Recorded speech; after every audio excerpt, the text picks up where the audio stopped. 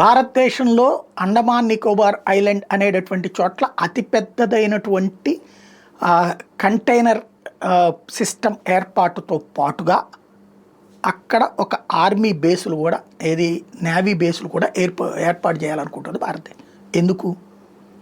ఒకటి, మలక్కా జలసంధికి ఒక 100 కిలోమీటర్ల దూరం. అది మలక్కా జలసంధి మీద 3 దేశాలు పడి బతికేస్తున్నాయి. సింగపూర్, ఇండోనేషియా లాంటి దేశాలు బతుకుతుంది మలక్కా జలసంధి మీదనే. దానికి అతి దగ్గర అయినటువంటిది మనకి. దాని మీద ఆధిపత్యంలో మనకు కూడా అవకాశం వస్తుంది. ప్లస్ మనకు అతిపెద్ద బిజినెస్ హబ్ అవుతుంది. చైనాకి వెళ్ళక ముందే మన దగ్గర ఇక్కడ అవకాశం ఏర్పడుతుంది. రెండవది, సెక్యూరిటీ పరంగా అత్యంత ముఖ్యమైనటువంటిది. ఇది భారతదేశం సీరియస్గా స్టెప్ వేస్తుంది. దీనికి వ్యతిరేకంగా సోనియా గాంధీ ఎడిటోరియల్ కాలం రాస్తుంది. దానికి రాహుల్ గాంధీ మద్దతు ఇస్తాడు సోరోస్ కొడుకుతో కూర్చుని. అంటే ఏంటి? ఈ దేశ ప్రయోజనాలు పట్టవా? అసలు హూ ఇస్ సోనియా? ఈ దేశానికి కోడలుగా వచ్చింది, కానీ ఈ దేశం గురించి ఏ రోజునైనా బాధ్యతగా ఆలోచించిందా?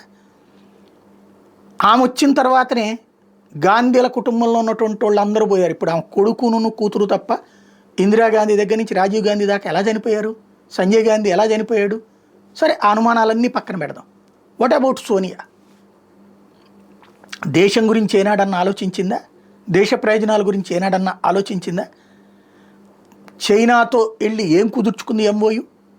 అట్లాగే అండమాన్ నికోబార్ ఐలాండ్లో వస్తే ఈవిడికేంటి నొప్పి?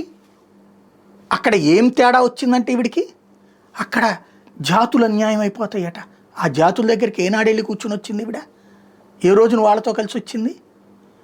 ఓవరాల్గా ఎవడో రాసిచ్చిన ఎడిటోరియల్ కాలము ఆవిడ పేరుతో పబ్లిష్ అవుతుంది, ఆ వెంటనే నడుస్తుంది. అంటే అంతర్జాతీయ శక్తుల యొక్క కుట్రకి పావుగా సోనియా గాంధీ ఈ దేశంలో వ్యవహరించింది అనడానికి సాక్ష్యమవుతోంది.